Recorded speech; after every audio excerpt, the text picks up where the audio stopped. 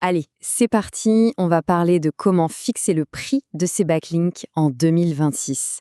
Faut être clair, le marché français du netlinking, il a bien changé. Il est super mature maintenant. Ça veut dire quoi? Ça veut dire que les acheteurs, ils sont de plus en plus exigeants. Ils savent ce qu'ils veulent. Les métriques SEO, c'est ce qui fait la loi. Donc, pour vendre et surtout pour bien vendre, il faut absolument avoir une stratégie de prix qui se base sur de la donnée, du concret. C'est exactement ce qu'on va décortiquer ensemble.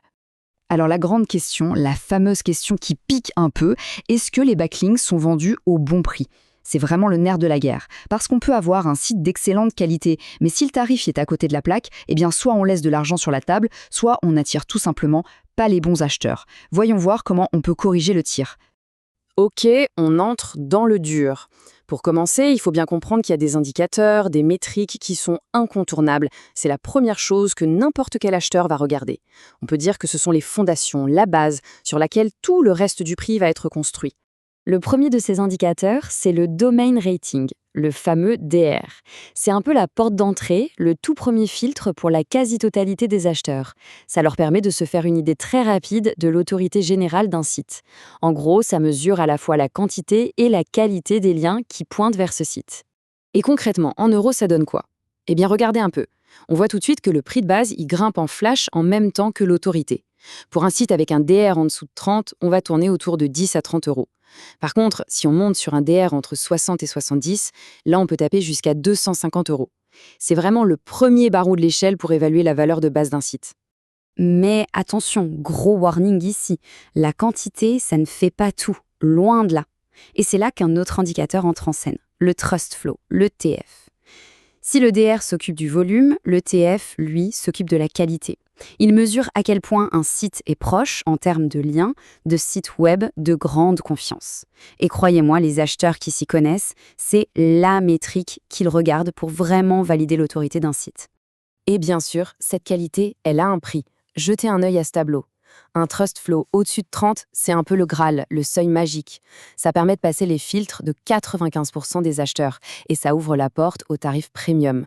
On parle de passer de 10-20 euros pour un TF un peu faiblard à plus de 75 et même 150 euros pour un TF qui a du coffre. Là, on arrive à un point super important, l'équilibre. Il faut que le Trust Flow soit cohérent avec le Citation Flow, le CF, qui lui mesure juste la quantité brute de liens. Le ratio entre les deux, TF sur CF, doit absolument être au-dessus de 0,5. Si c'est en dessous, c'est un énorme drapeau rouge pour les acheteurs. Pour eux, ça sent le profil de lien artificiel et ça peut tout simplement diviser le prix par deux. C'est radical. Bon, maintenant, parlons de la preuve ultime, celle qui ne ment pas, le trafic organique. Les métriques, on peut toujours un peu les bidouiller, mais le trafic réel, c'est une autre histoire. Pour faire simple, un site qui fait 20 000 visiteurs par mois, même avec le même DR qu'un autre site qui n'en fait que 2 000, eh bien, il vaut 3 à 5 fois plus cher. C'est un multiplicateur de prix énorme. Et évidemment, le sujet du site, ça change tout. Toutes les thématiques ne jouent pas dans la même cour. Si on parle de finance, de casino, de santé, de juridique, bref, des niches à forte valeur ajoutée, les annonceurs sont prêts à mettre la main au portefeuille et sérieusement. On applique ici un autre multiplicateur qui peut aller de x3 à x5 par rapport à une thématique plus classique. Ok, on a posé les bases de la valeur d'un site. Maintenant, on passe à l'étape suivante, plus stratégique. Une fois qu'on sait ce que ça vaut, la grande question c'est où est-ce qu'on vend ces liens pour gagner le plus d'argent? Et croyez-moi, c'est un choix qui peut tout changer. Sur le marché français, il y a de tout. On a une panoplie de plateformes de vente et le point le plus important, c'est que les commissions qu'elles prennent, eh bien ça va du simple au décuple. On a des nouveaux acteurs qui prennent 5% et des leaders bien établis qui peuvent monter jusqu'à 50%. Forcément, une telle différence, ça a un impact direct et massif sur ce qui reste dans la poche à la fin. Alors logiquement, le premier réflexe, c'est de se dire « je vais aller là où la commission est la plus basse ». Logique, non? Mais est-ce que c'est vraiment, mais alors vraiment, le meilleur calcul? Eh bien, la réponse n'est pas si évidente. Regardons les chiffres, c'est là que ça devient intéressant. C'est un peu contre-intuitif, je vous préviens. Une plateforme qui prend une grosse commission, disons 45%, mais qui amène 15 ventes par mois, eh bien, elle peut rapporter presque 3 fois plus qu'une autre plateforme qui ne prend que 5%, mais qui n'amène que 3 ventes.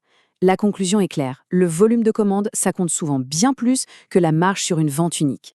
Du coup, la bonne stratégie, c'est quoi? Pour un éditeur qui veut vraiment optimiser, la solution, c'est de ne pas mettre tous ses œufs dans le même panier. Il faut un portefeuille équilibré.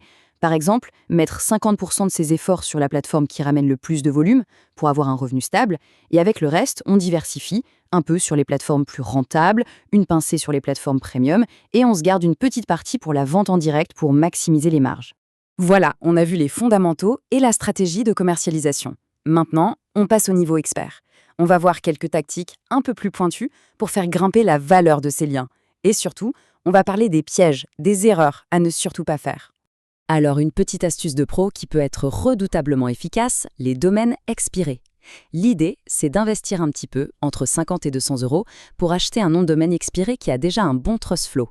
Ensuite, on fait une redirection 301 vers son propre site et hop, on voit ses propres métriques grimper. Le plus fou, c'est que le retour sur investissement est super rapide. Souvent, en 4 ou 5 ventes de liens au nouveau prix, c'est remboursé.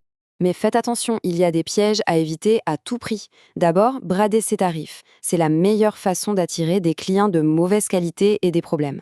Ensuite, accepter des liens qui n'ont rien à voir avec sa thématique, ça dilue l'autorité du site et c'est mauvais sur le long terme.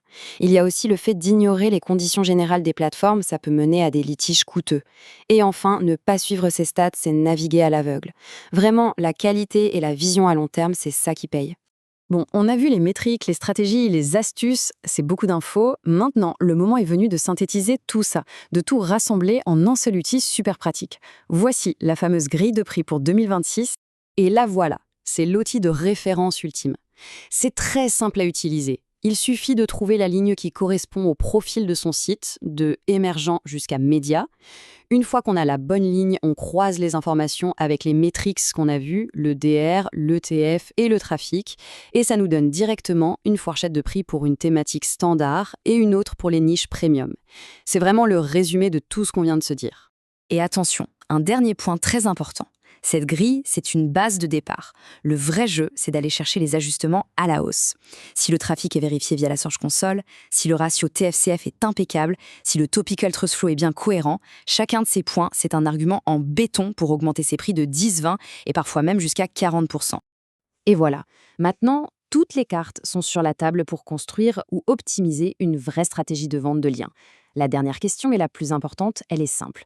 Avec tout ça en tête, est-ce que la stratégie actuelle est vraiment prête à affronter le marché de 2026 et à vendre enfin chaque backlink à sa juste et pleine valeur ?